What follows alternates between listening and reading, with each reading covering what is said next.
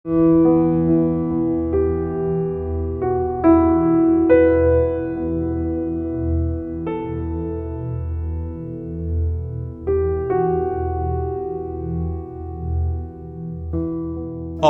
যাওয়া বাবা এখন প্যারালাইজড। চট্টগ্রামে হাসপাতালের চিকিৎসা ব্যয় মেটাতে হিমশিম খাচ্ছে পরিবার। পেনশনের ভাতার জন্য মেয়ে ঘুরছে অবসর ও কল্যাণ ট্রাস্টের দপ্তরে দপ্তরে। গাইবান্ধার এক স্কুলের নৈশ প্রহরী শফিউল আলমের সংগ্রামটাও দীর্ঘদিনের।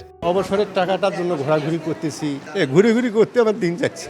আমি বোধহয় বাসি নেটে ওটা শেষ বয়সে খায়াও যেতে পারবো না, আমার মেয়ের সংসারীটাও বোধহয় টিকিয়ে রাখতে পারবো না। 6 মাস ধরে উনি প্যারালাইজ রোগী, হাত পা চারোটা অবশ। শিক্ষকরা ওদের দুর্যোগ মুহূর্তে যদি ওদের প্রাপ্ত টাকাটা না পায়, তাহলে আমাদের দেশের জাতীয়ত্ব লজ্জা হওয়া দরকার। আমার আব্বু অনেকবার যোগাযোগ করছে, আমি 6-7 বার আসছি। আর আবুল কাশেমের বাবা পেনশনের অপেক্ষায় থেকে পাড়ি জমিয়েছেন 2020 সালে। 6 বছর পরও বাবার পেনশনের অর্থ তুলতে ঘুরছেন দাঁড়ে দাঁড়ে। তারিখ আসে, তারিখ যায়, কিন্তু আসে না কোনো সুখবর। 6 বছর হয়েছে, আজকে 2026, এখন পর্যন্ত আমি অফিসে আসতেছি যাইতেছি, মানে তারা যে সঙ্গে যা কাগজ বলে আমি তাই দিতেছি। মারা গেছে 2020-এ। টাকার জন্য বারবার আসতেছে আর বলতেছে এই যাবে, কিন্তু আজকে বললো যে সফটওয়্যারের সমস্যা, কবে সফটওয়্যার ভালো হবে এটা জানি না। 6 মাসের মধ্যে শিক্ষকদের অবসর ভাতা পরিশোধের আইন থাকলেও তা যেন এখনো ফাইলবন্দি। অবসরের ফাইল জমে 5 বছরের সেশন জটে এখন বেসরকারি শিক্ষকদের অবসর সুবিধা বোর্ড। প্রতিষ্ঠানটি বলছে এখন যাচাই বাছাই চলছে 2022 সালের জানুয়ারি-ফেব্রুয়ারি মাসের আবেদনগুলো।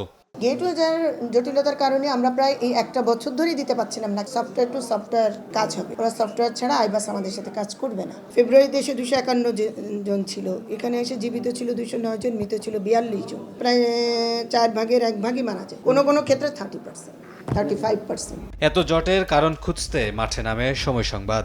বিভিন্ন দফতরের তথ্য বিশ্লেষণে জানা গেছে সমস্যার প্রধান কারণ আইবাস সফটওয়্যার জটিলতা। এছাড়াও স্থায়ী কর্মকর্তার সাথে প্রেষণে আসা শিক্ষা ক্যাডারদের দূরত্ব এবং ঊর্ধ্বতন প্রশাসন ও রাজনৈতিক নিয়োগপ্রাপ্তদের সর্বোচ্চ পদে নিয়োগ ঘিরে অসন্তোষের কারণে কখনো গতিশীল হয়নি বেসরকারি শিক্ষকদের অবসর সুবিধা বোর্ড।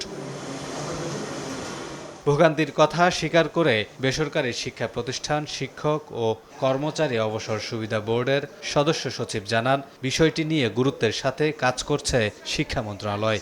ডাক্তার সবকিছু বুঝে, অফিস থেকে বুঝে সচল করার জন্য মাননীয় মন্ত্রী মহোদয়, সচিব মহোদয় এবং আমাদের মাননীয় প্রধানমন্ত্রী যে আন্তরিকতা অফিস কল্যাণের জন্য এই বিষয়গুলোর জন্য কাজ করছেন। এই যে সফটওয়্যারটা ঠিক করার জন্য মানে সমস্ত করতে হয়েছে।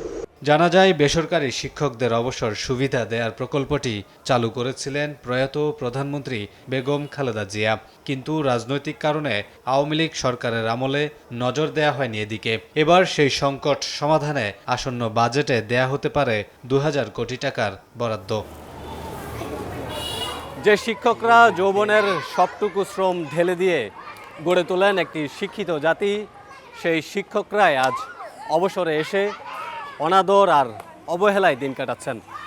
আর তাই তো জীবনের শেষ দ্বারপ্রান্তে এসে দাঁড়িয়ে নিজের অবসরের প্রাপ্য সবটুকু অর্থ বুঝে পেতে চান কোনো প্রকার দীর্ঘসূত্রতা ছাড়াই।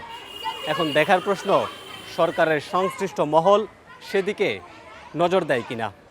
কামরুল হাসান, সময় সংবাদ, ঢাকা।